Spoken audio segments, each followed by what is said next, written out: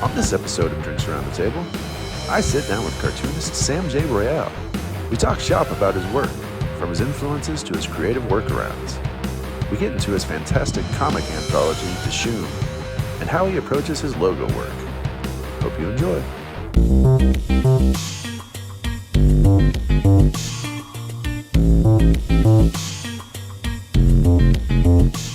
What was your first, what artistic format was your first love? Like, what's led you to where you're at now? Doesn't have to be comics, it could be anything. How far back are Whatever your very first one was. However far back ago that was. Yeah, well, I remember being really little, and my older sister would use coloring books, and I just, for whatever reason, was adamantly against using them and wanted to have plain paper and do it myself, but I had no ability to speak of. And so I'd really just make a mess. And I remember having papers on the dining table, and I had a crayon, and I held it tight in a fist like this, and I was just going like this, you know? And my mom was like, "What are you doing?" Because I was making this mess. Like, half of it's going on the tablecloth, and there's all kinds of chaos in the dining room. And I was telling her I was drawing a whirlpool, and it made total sense to me at the time. And I just remember her not getting it. But that was where I was like, yeah, I'm going to make my own pictures, even if I'm the only one who can appreciate them. Right out the gate, why not? How about you? What was your early? So my first love was reading, was just prose books. I like Maurice Sendak. There was some kind of squirrel family. I can't remember what the name of it was, but it came with, like, it was a book that came with a toy, and you played like with this house for the squirrels. Anyway, so prose was my first, but then I actually, when I was about 3, had to be hospitalized because my dad was a big smoker, and he didn't realize that I had like an allergic reaction to it. So I mean, obviously secondhand smoke was not good for anybody, but it was the early 80s, and I don't know if it was like a asthma thing. I don't know what was going on. But anyway, I got put in the hospital, and he felt so bad that while I was in the hospital for like 6 days, every day he brought me a soda and a comic book. And so I fell in love with comics. So that was not long after, but books was my first. Yeah, that might be like 80s little kid idea of heaven, right? Like a regular soda, comic book, right? Delivered Yeah. to you. I don't know the thinking, of well, he may have asthma, so let's give him diabetes. But I got comics out of the deal, so it worked. What was all right? So then, what comic? Like, when did comics hit the scene for you? Comics, it was one of those things. It was like I never really went to comic stores as a kid. It was just, they used to be in the grocery stores back in the day, and the liquor stores and convenience stores. And so I would always, if my mom was grocery shopping, I would be there, and I would go right to the spinner rack and plop myself down and read as much as I could until time ran out. And I remember the first comic I at least remember owning was a Flash comic where it was Flash and Superman racing on the front cover. And I was a big Superman fan. I couldn't have cared less about Flash. And even though it was a Flash book, because it had Superman on the cover, I was on board. And then I was really disappointed with how little he was featured in it. But I'm sure it was a good book. I just couldn't Not appreciate enough it for what it was. No, I get that. I also was a Superman. Like, particularly coming up, growing up all the way up to the 90s, when comics really kind of blew up, and having almost everyone I knew prefer Batman, I was just like, I don't, it's not that I don't see the appeal, but Superman is just cooler to me. Right. And well, there's also like the timing of it, right? Like, so you have the 60s Batman show, Right. and then like a lot of nothing. And then like Superman was what, 78, the movie?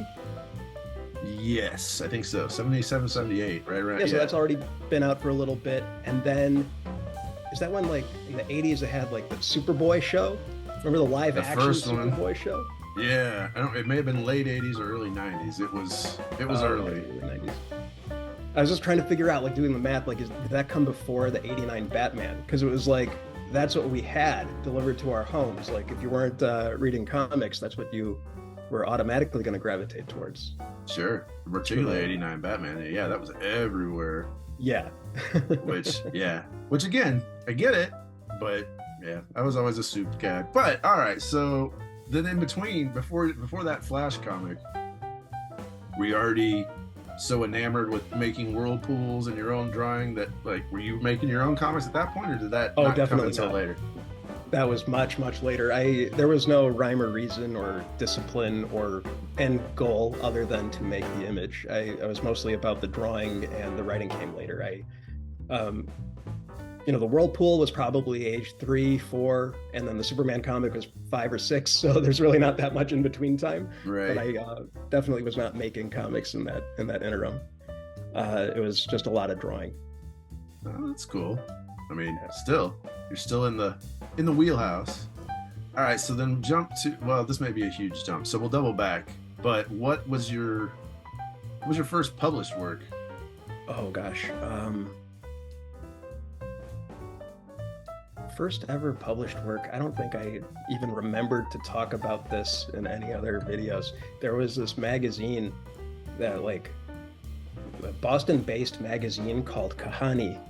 It was like an educational magazine marketed to little kids, and they asked me to illustrate a story.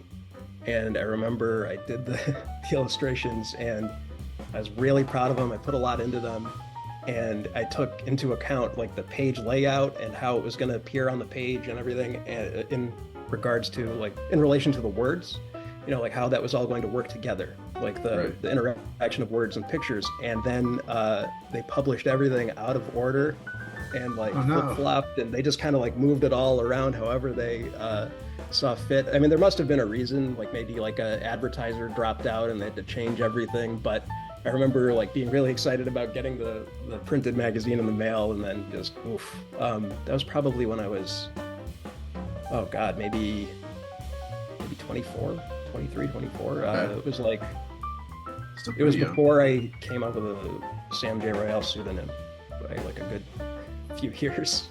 Wow. So, okay. And I definitely I had a question about that. But all right, so then did you have any kind of schooling? Did you, like, between 5, the Superman comic, and 24, the first publication?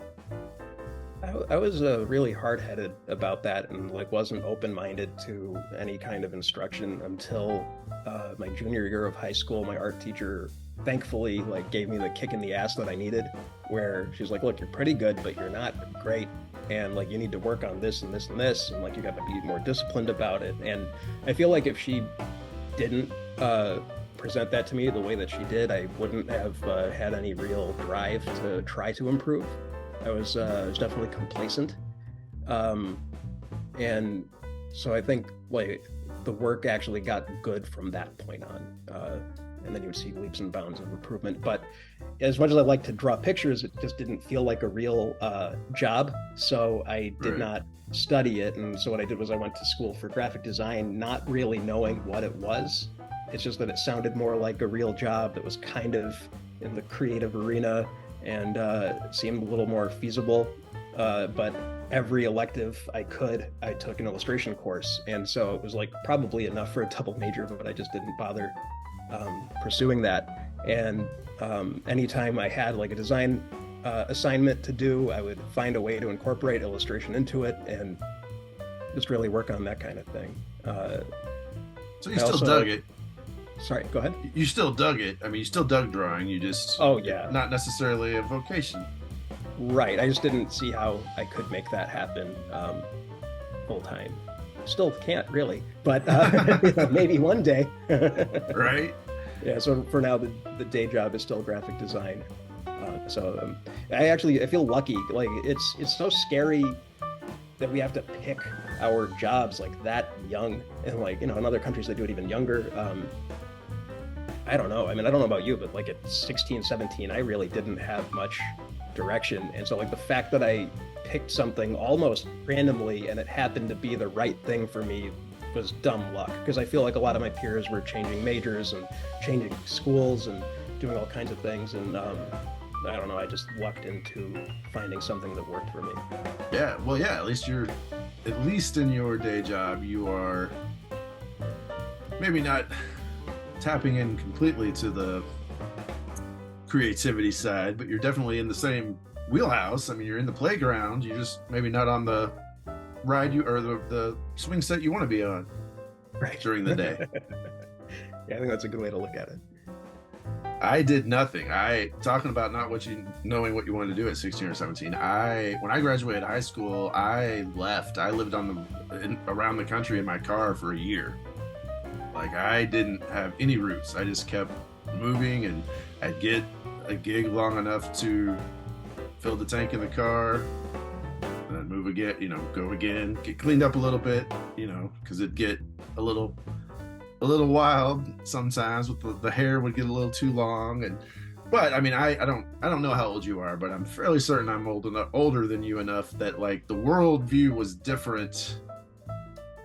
You could do that in 95 and not have it be that big a deal. I don't think you could do it nowadays.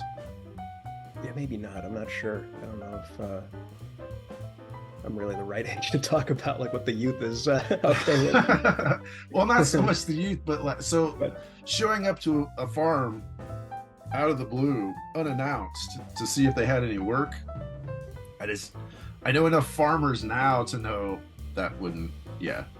Well, I could tell you, even never having tried that before, post 2001, I would never want to try that. Fair. Yeah. No. That's another thing. Like, yeah, it was a totally different world on so many different levels. Yeah, for sure. But you being a prose guy, that's that's how you get experience. A big problem with a lot of young aspiring writers and new writers, it's they don't have anything to write about yet. Right. Well, yeah. And I mean, I still am, but even more so back then, was a massive Kerouac fan. So, like, on the road, I was essentially trying to live on the road without the methamphetamines and the getting busted for boosting cars. Was it just bourbon back then, or beer, or what? Actually, bourbon came a little after that. So, I mean, at that point, I was only 19. So it wasn't even. I was quote unquote high on life. But yeah, I got a lot of mileage for stories, that's for sure. And then you write about did you incorporate a lot of your experiences in your early writing, or how did it work? No, oddly enough, I skewed horror even more back then. And so what I mostly took was I focused on dialogue. So I would listen for, like, when I'd be sitting wherever at whatever gas station eating food or whatever, I would just listen to people talk. And so I would focus mostly on dialogue, and then I would just take characters that I'd met on the road, no pun intended, Kerouac, and I'd plug them into horrific situations. And that Nice. worked well enough. Well, all right. So I want to get into the kayfabe era, because I kind of wish I've had other kayfabers, people from the kayfabe community that spun out of the kayfabe community on, and I didn't talk about it as much as I would have liked to, because it's an interesting little pond of influence and cheerleading and, like, so how old are you at the point where kayfabe become, like, when you start getting involved in that arena? Oh, that was only like 3 years ago, probably just before the pandemic hit, like maybe 2019, 2020. Okay.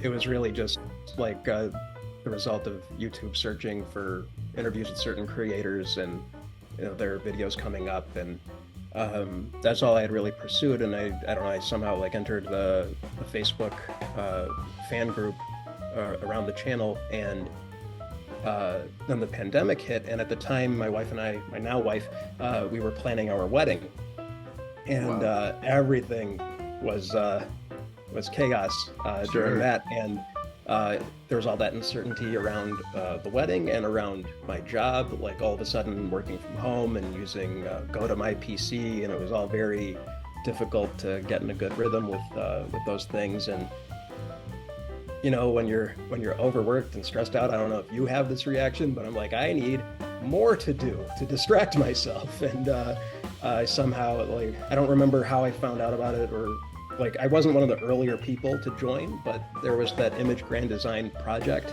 that got started. I know there was Jerome Cabanatan, Eli Schwab, Rocco Jerome, Rick Lopez. All those guys were there really early. I don't know who was there first or what, but they had organized that project, and I thought, you know, if that presented itself to me at any other time in my life, I don't think I would have done it. It was just like I needed to distract myself from everything else going on, and so I signed up for 6 pages and met a lot of really cool people through that community, and still in touch now. And you mentioned the cheerleading. Yeah, we all, I think, try to cheerlead for each other just because we want to.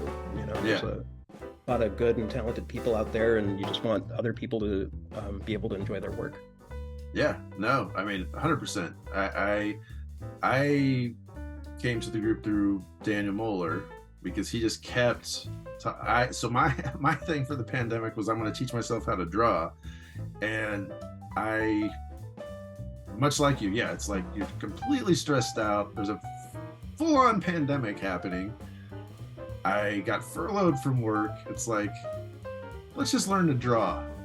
And so he had already been talking about it for a long while, and then finally I was like, all right. So I checked it out, and that's what kind of kept me coming around. It's the first instance I'd seen, particularly online, of that cheerleader, of that, like, oh, this is cool. Like, there might be some notes of like, you could tweak this or you could do this, but for the most part it was like, good on you, this is awesome, like, when's it come out? And I hadn't seen that from creators in that respect online before. Everything else I'd seen was just jealous creators being like, well, if you get that, then I can't get that, so I don't want to, here's my thing. And so yeah, I was completely enamored, and for the longest time I just kicked back and like watched you all talk and share, and then a Kickstarter would come out and I'd buy that, you know, get in that, and then or somebody would have something come out. Now, were you already working DISHOOM pre-kayfabe? Oh, right now? No, like what were you doing? Before you got involved with the group, what did you have cooking? Yeah, the first issue of DISHOOM took years for me to put together because I didn't know what I was doing, and I you know, if any opportunity for any freelance job came my way, I would just drop my own book and work on the other thing. And so I ended up putting it aside for 2 years to color and do background paintings for someone else's book. It was a 60-page graphic novel called Hammer of the Gods, Winter of Woe. It was very Masters of the Universe inspired, a lot of Ralph Bakshi Fire and Ice influence, written and created by custom toy maker Walter Harris, and the art was done by a very talented guy, Alan J. Shell. And so like I agreed to do that. I think it was supposed to be a 45-page book, and then I ended up moving, and then I didn't have time to do it, and then the 45-page book became a 60-page book, and you know, but it all got done. But then, like, when, you know, all the dust settled, it was like I forgot where I was in DISHOOM, and it took a while for me to get a good pace with that going. But book 2 came together a lot faster after that.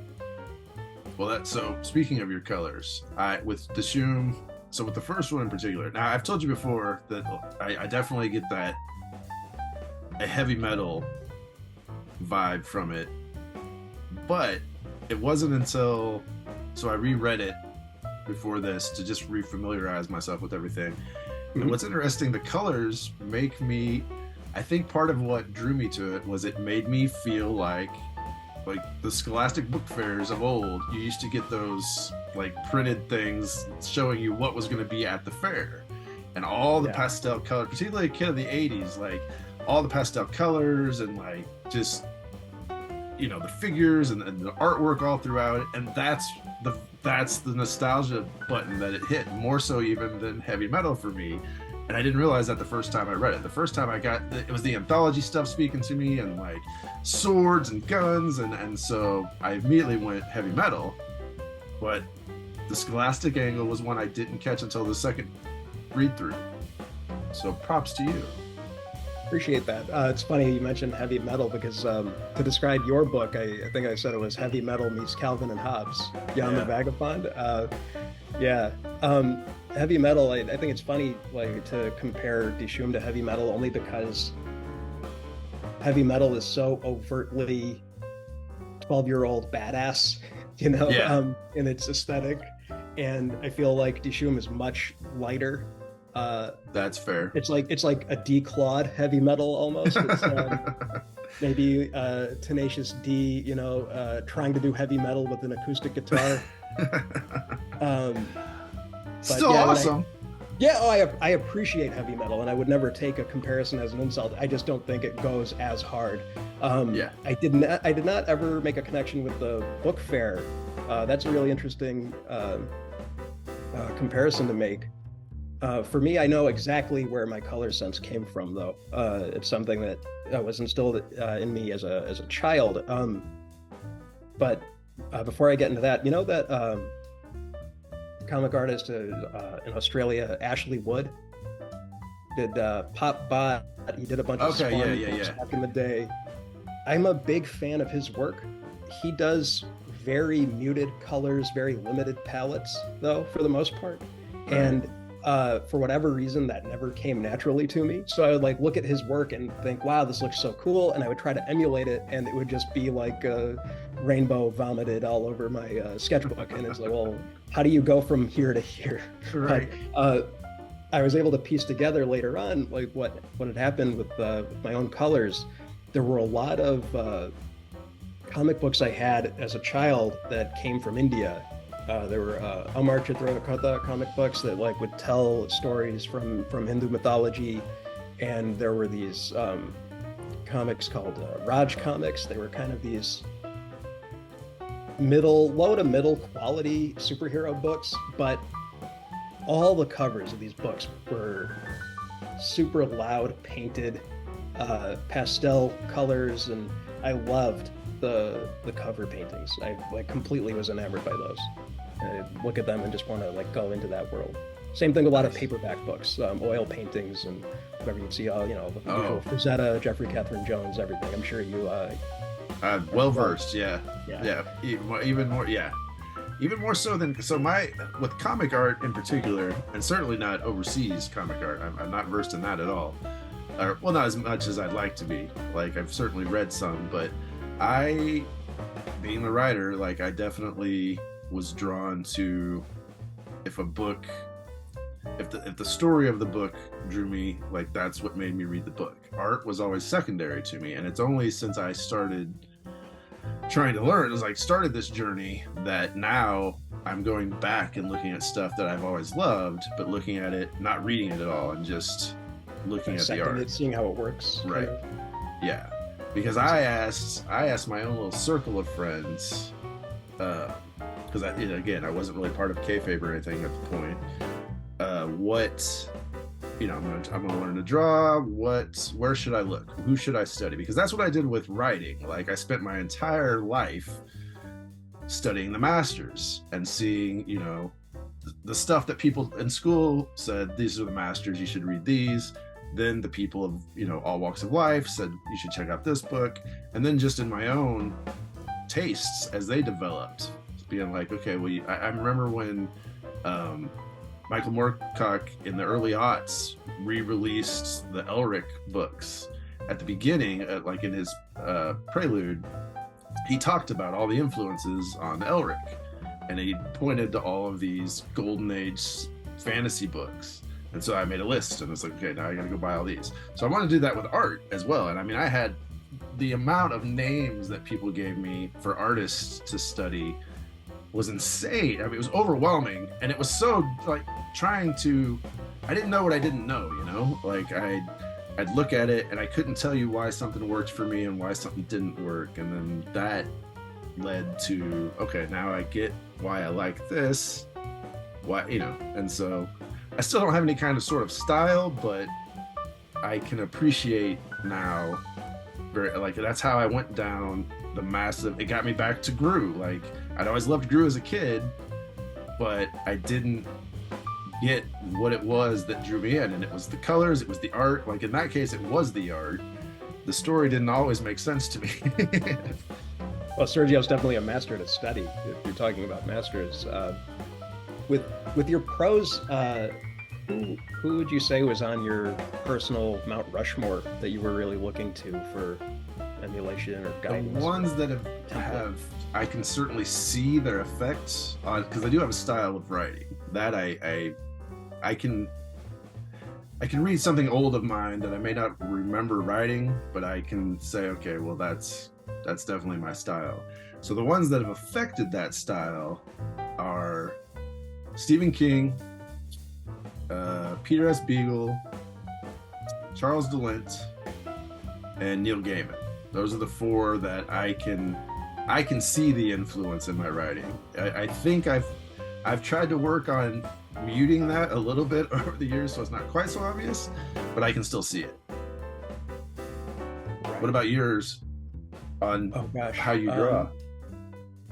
For drawing, there was I went through a lot of phases, especially in my teens. Like I would go to Alex Ross's website like every day in the early like 1999, 2000, 2001, like just hit refresh and like want to see what was new on there. And that site's long gone. He had this old site that had his name written like the Flash Gordon logo, and it was like this really like, it's not like what it is now. Now it's really classy, high-end looking, and it's like that big museum-looking display he has at all the cons. But back then it was a little more rough around the edges, and it would be updated pretty frequently, and I would just pour over all of that and try and fail to copy what I was seeing. And same thing with Bruce Timm, who's a big appreciator of Batman the Animated Series, and I remember seeing some photo of Bruce Timm's studio, and like there were Prismacolor markers all over the desk, and I thought, oh well, that's the ingredient, that's the key ingredient. And then you get those markers and you realize, oh, I can't draw like Bruce Timm.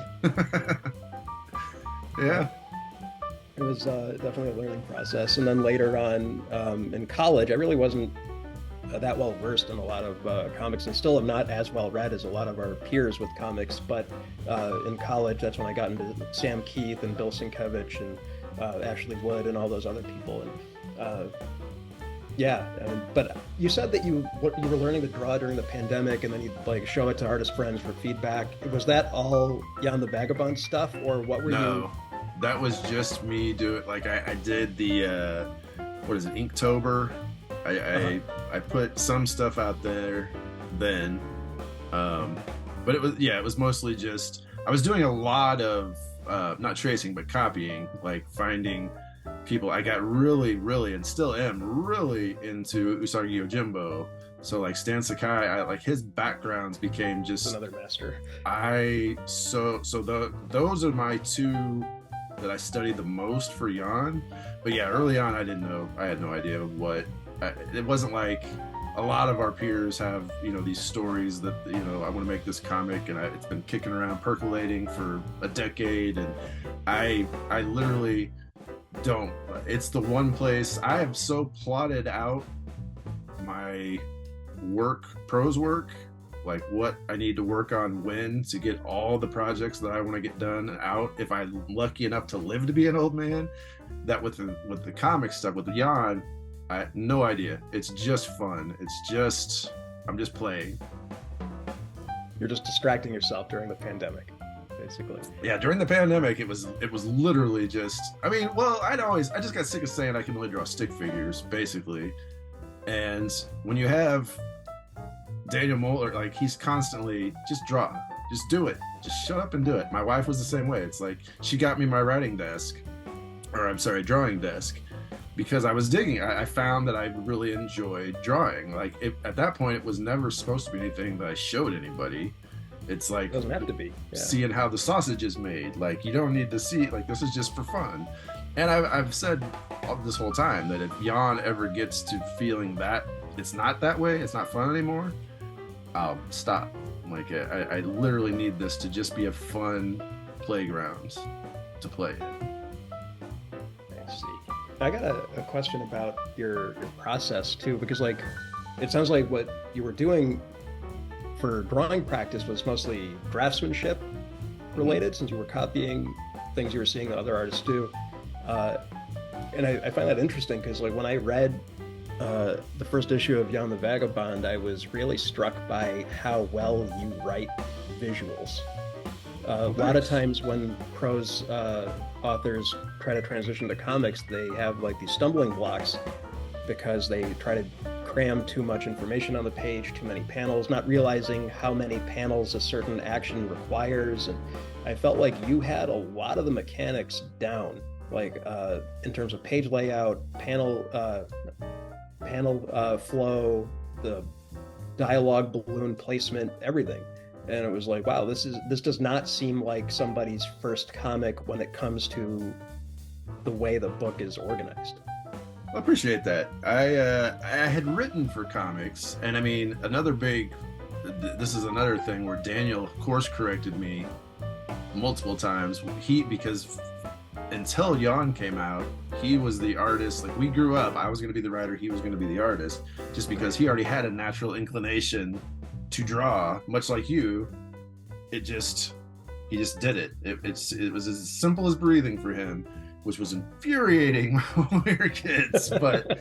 And so I studied various script formats over the years, and then he would say, look, man, like I can't have a character do, this is a stayed image, I can't have 6 things happen. And so he would, like, he's part of the reason I got to where I could do the scripting part well enough. The dialogue balloon part came from, good God, I can't fit that. Like, that was a hard lesson of panel, what's the word I'm trying to think of? Oh man, it's already starting, I'm forgetting words.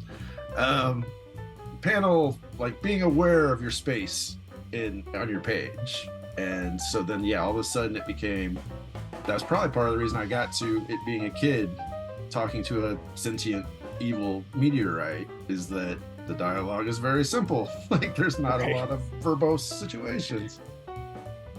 Yeah, you let the pictures do the talking for you, and the minimal art really served it, because the reader is almost superimposing their own thoughts and ideas on what a character might be trying to convey with a relatively, like, blank or minimal expression. And I thought it really worked well. I was very impressed by your book. It made me laugh out loud a few times. I thought it was a really fun adventure book. It reminded me of the Lochnar in Heavy Metal. That's definitely what it was supposed to do.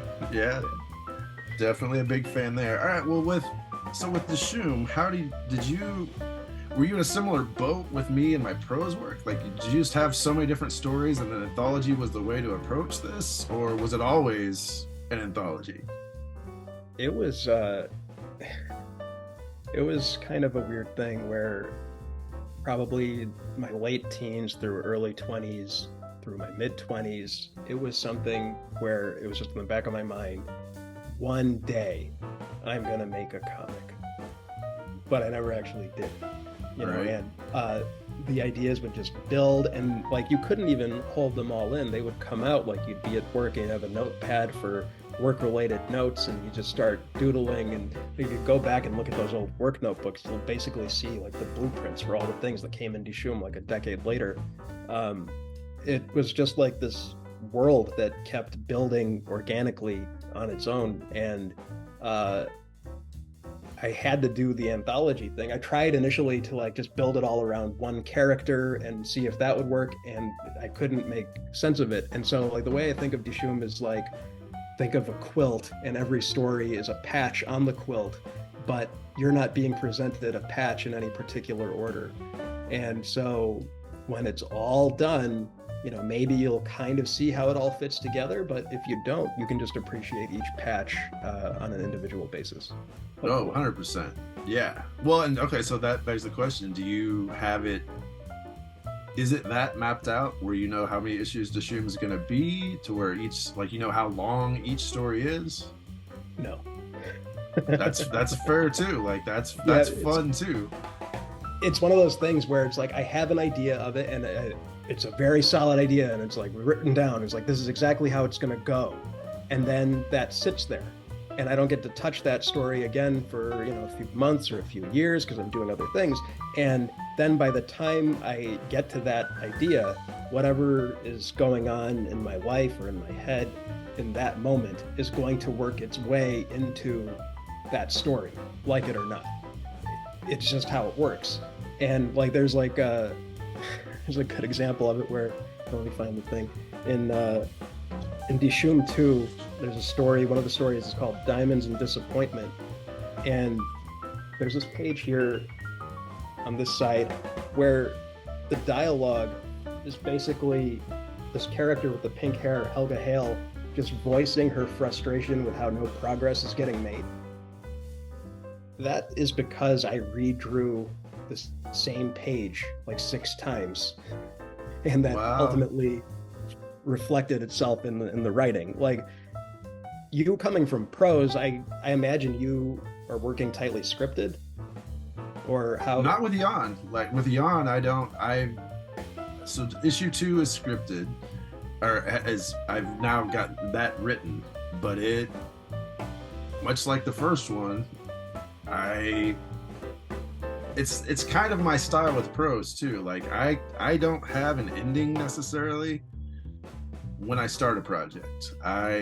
Or sometimes I'll have an ending, but I don't know how point A gets to point Z, and discovering that is part of the fun for me.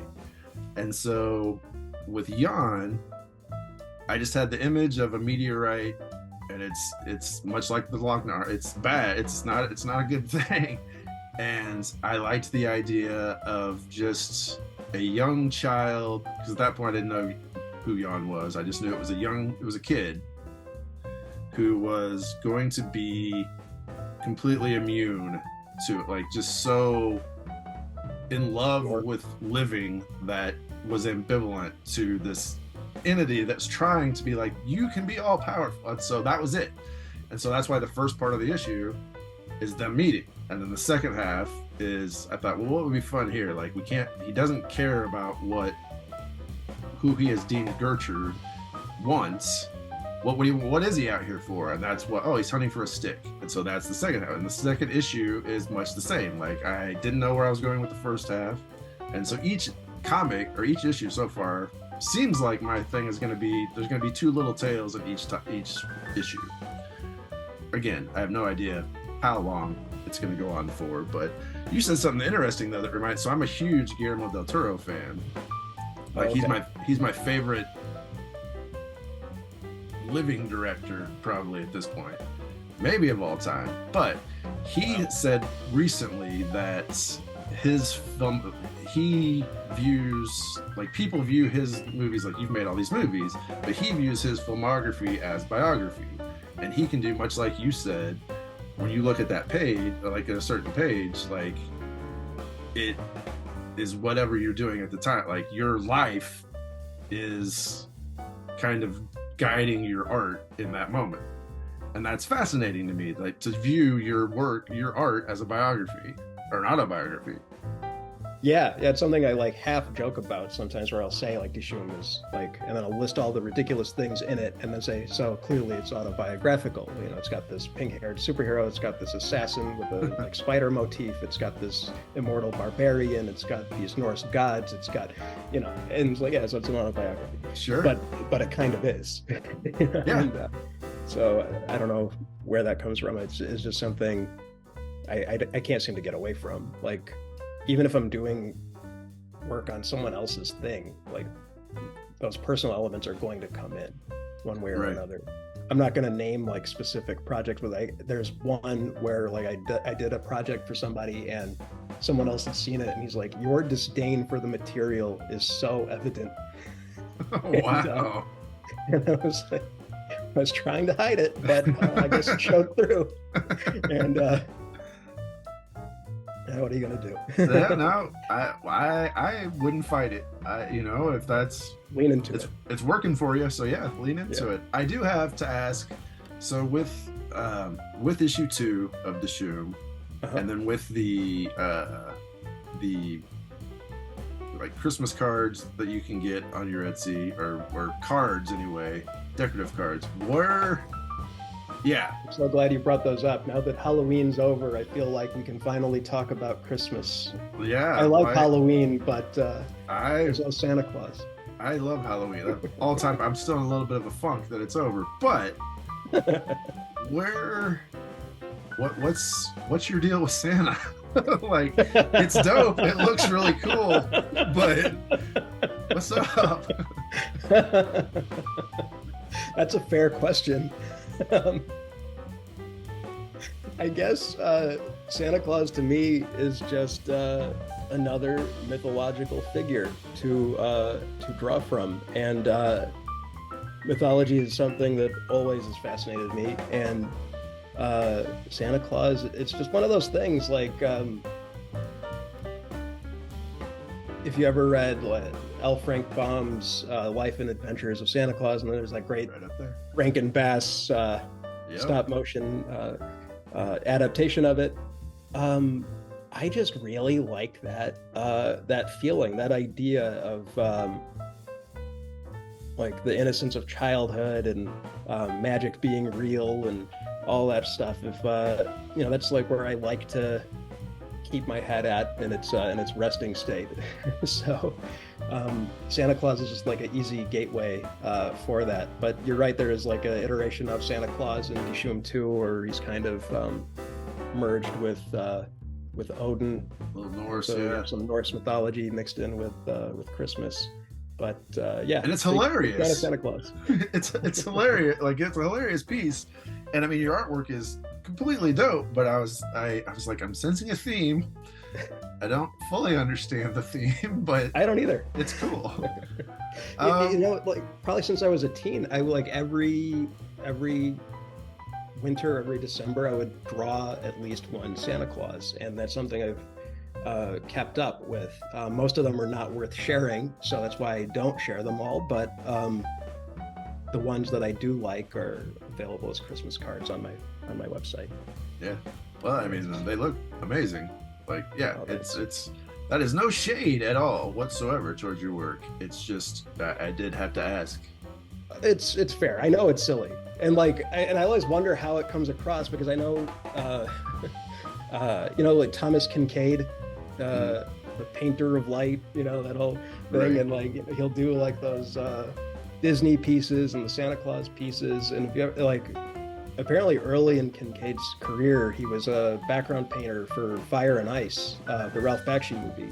Really? One of I many. didn't know that. And along with like James Gurney and all these other really talented artists. And Kincaid, like, I don't know if this is true, because I also heard from James Gurney on Facebook that this was a lie, but there was some interview with Ralph Bakshi back who knows when, where he claimed that Kincaid's whole thing, like where he's the painter of light and doing all this like Hallmark friendly stuff, it's not really him. It's something he's painting them, don't get me wrong. Oh, okay. It's his work, but it's not like something that speaks to him or resonates with him at all. It's something that he did to make a buck, to kind of like cash in on.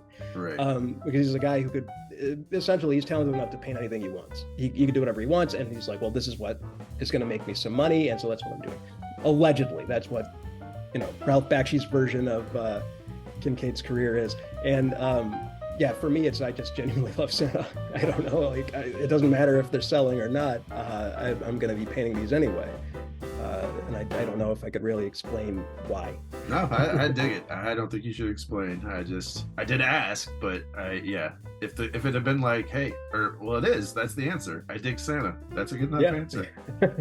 Works for me. All right, so that much like Tony, we're running super long, and I'm Whoops. happy to keep going if you're happy to keep going, Yeah, we can go for a bit. because I haven't even gotten to certain topics that I wanted to get into your logo work. Like, you do, Okay. you do a lot of logo work. I mean, I know Ghost Agents. You've got the show that's going to come in March. You did that logo too, right? Yes, the creatives. Indie Comics Creator Con. Yeah, there you go.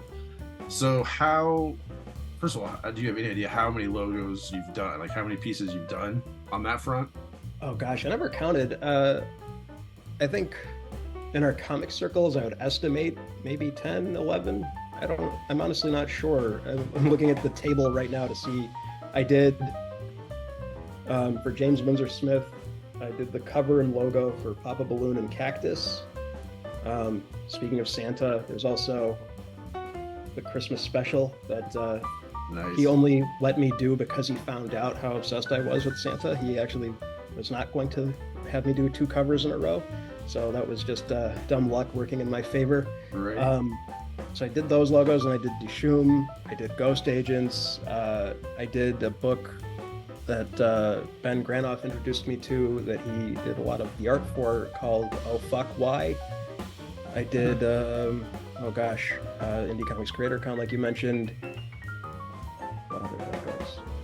Oh, Michael Fitzgerald Troy has a YouTube channel. I did his YouTube channel logo, and then he branched out to do other publishing endeavors, and so now it's Michael Fitzgerald Troy Productions. There's a new logo. That one that just finished like maybe a week ago.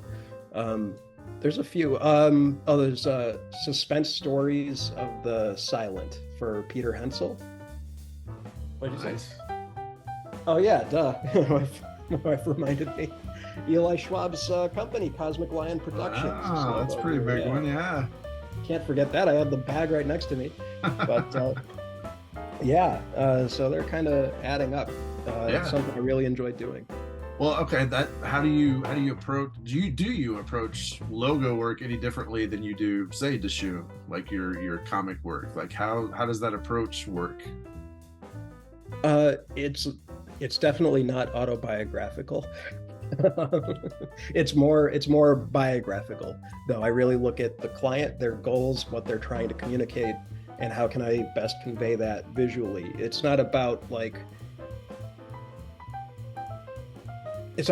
giving someone what they think they want. It's about giving them what I think they might need, and then having a conversation about that. This hasn't happened, but for example, if someone said oh, I really like your DISHOOM logo, I want you to do a logo like that, I wouldn't necessarily agree on that basis. It would be more like, well, that's not really appropriate for what you're doing. You have your own thing going on. Let's make this logo reflect you. This is your public face. This is how you present yourself on social media, online, and it should be more reflective of you rather than whatever I did for me. So yeah, it's definitely more biographical than autobiographical, I'd say. Yeah. Well, I mean, you're fantastic at it. I mean, Oh, thanks a lot. I've yet to see one that you have put out that I wasn't just like, wow, you're quite gifted at the logo work. And I mean, that's my buddy Jeremy Bohannon, who's done all my logo work. He's talked similarly that you can't, I need to kind of know what the game plan is for this. You can't just say hey, I like this, do something like this. I mean, you could, but he doesn't want to.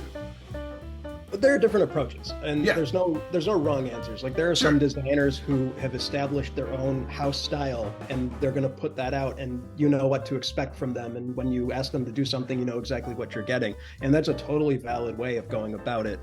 I just try to tailor it a little more, personally. No, I like it. That's cool. All right, so Thanks. now I've seen a few. I definitely want to get into this a little bit, as much as you want to, but you are what I've been referring to in my head as resourceful arting, where it's if you don't have the paint that you need in a moment, you've used baking goods, oils and whatnot. So what's that approach to art? What is that? Is that just necessity is the mother of invention, or is it an interest beyond that? It's a variety of things. One is I don't care about archival materials or preserving my work. I feel like once it's photographed or scanned, it's fine. If it disintegrates 5 minutes later, who cares? Which I think a lot of people are not into, because a lot of people want to own originals and whatnot, but I just see it as a means to an end. And it's more when I get in that zone or that flow state of working, I don't want to stop, because I feel like if I stop, I'm going to lose it. Yeah. So what often comes of that is if you need a black pencil, but you reach and all you have is purple, well, then it's going to be purple. And I've stuck with that a lot in my own work. And it's not quite as extreme as people might think when they hear that, because it is things that I'll change and manipulate digitally after the fact. But sometimes the original colors do show through if, you get happy accidents and you want to preserve some of that. So Yeah. there's a lot of that coming in. And a lot of it is an attempt to reverse engineer with what I have at my disposal. So like I did a project recently where I wanted it to look like the 1960s Spider-Man cartoon, which seasons 2 and 3 were headed by Ralph Bakshi. His name keeps coming up here, but those really wild abstract oil. It looked like oil and watercolor mixed. I don't know if that's actually how he did it, but it's like I would screenshot these moments from the cartoon and think like, what do I have in my house right now that I could use to mimic that as best I can? And so I thought cooking oil and watercolors from Walgreens or whatever. So it was that's what I did. And it goes back to me being a teenager and getting Prismacolor markers to draw like Bruce Timm and not being able to, and realizing somewhere along the line the material does not matter as much as the end result.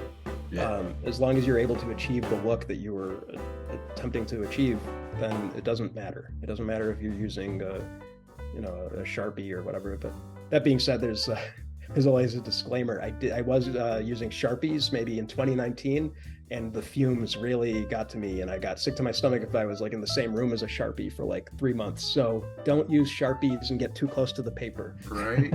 Yeah. But otherwise, the materials don't really matter. Right. As long as there's no toxic fumes. Yeah. Anything that's going to make you start talking to purple dragons, probably put that down. But That's right. all right, what do you when you work, do you listen to music? Do you have TV on? Do you want it silenced? Does it matter? Yes. That's an answer. All right, that's fair. Yeah, I mean it's all over the place. There's no set formula. Just mood dependent. Yeah, I think most of like DISHOOM 1, I probably had movies on in the background while working on that, and a lot of podcasts, a lot of talk radio, a lot of music. But then there are also times where I remember actually we already talked about Santa, last year's Christmas painting that I did. I got started and I thought, okay, like once I lay down the rough sketch, I'm gonna like find a good audiobook to listen to, and then I'm gonna just like paint all night. I'm not gonna go to sleep, I'm just gonna paint all night. And next thing you know, it's 7 a.m. and I never pressed play, and I finished the painting. And I didn't listen to anything, just total silence and lights off, like a just the intent alone was away enough. in the dark. Yeah. Nice. I don't know. Sometimes, yeah. I mean, all can be beneficial. If you're in a flow state, it doesn't matter. It doesn't matter if you're listening to anything or not listening to anything. You can just get through whatever you need to get through. But I found like sometimes if there was something I wasn't confident in drawing or painting, I'm always better off if I have some kind of distraction. So I like drown out that like inner voice of doubt while I'm working. Like, oh, this looks like crap. This isn't any good. I don't know. I don't like the direction this is going in. Just shut that voice up. Listen to anything else. Right. And get through it, and it'll come out okay in the end. I like that. Shut up the inner critic. Yeah. All right. Well, I've kept you longer than I said I would. So where can everybody find you? You could find me on Instagram and Facebook, Sam J. Royale, SAMJROYALE. I have a website, samjroyale.com, that I have not updated since 2015, but I keep telling myself one day I will. So stay tuned. And what was the other thing? So we have the Etsy store for DISHOOM 1 and 2.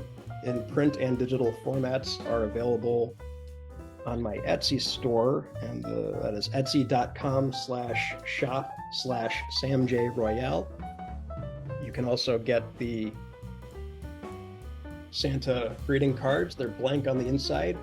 I'm selling them in packs of 5 because there are 5 distinct designs, and they come with envelopes and Sam J. Royale stickers to seal them when you send them on their way. Then I also have an apparel store that my wife, very generous with her time, set up. That's DISHOOM.creator-spring.com. And on there you can find things like this Sam J. Royale logo t-shirt, Nice. a DISHOOM logo t-shirt, right here, and a Helga Hale logo shirt. Oh wow. There's also tote bags, baby onesies, all kinds of stuff, and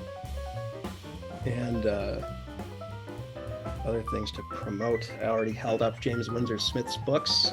Definitely check those out. These Papa Balloon and Cactus books here, they were a blast to work on. James is a great guy, very talented artist. We talked about Ghost Agents, ghostagents.net, published by Cosmic Lion Productions. And what else? Oh, we have Here to Cipher. It was a book by Brandon Hayes. I did the cover for that. He did the logo design. Wow. He also has another anthology, I think, that's available now called Thank You. Has a lot of talented people there. Deja Payne, Brian Payne, Marcos Vraca, Brandon Hayes again. Hopefully not leaving anybody out. And then I did the cover and logo for Peter Hensel's Suspense Stories of the Silent earlier this year. Be sure to check that out too. And then also Michael Fitzgerald Troy TV on YouTube. Great comics focused channel that I'm happy to be a part of. And I think that's everything. That's quite a bit. I don't know when you sleep. Having a day job and a wife, and that's a big bite of time right there. It was a busy year, but it was all good. Oh wait, Indie Comics Creator Con next March, this upcoming March 2024, March 9th. That's going to be my first convention. It's in Connecticut, New Haven, Connecticut. Is your first? That's going to be my first time tabling at a con. I'm really looking forward to that. Nice. Well, and your former guest, Tony McMillan, I have him to thank. His advice helped me set up my Etsy store. He helped me figure out how to process credit card transactions at a con in person. Like, he's a super nice, helpful guy. He's as nice as he is talented. Couldn't sing his praises enough. Yep, 100% agree. I mean, clearly, you're both in the same vein for me because you both got double the length that I told you you'd get. So I apologize for that, but not at all. I had a blast. I could have kept going. So thanks for having a drink with me. Sure. Thanks for having me. Appreciate it. Till next time.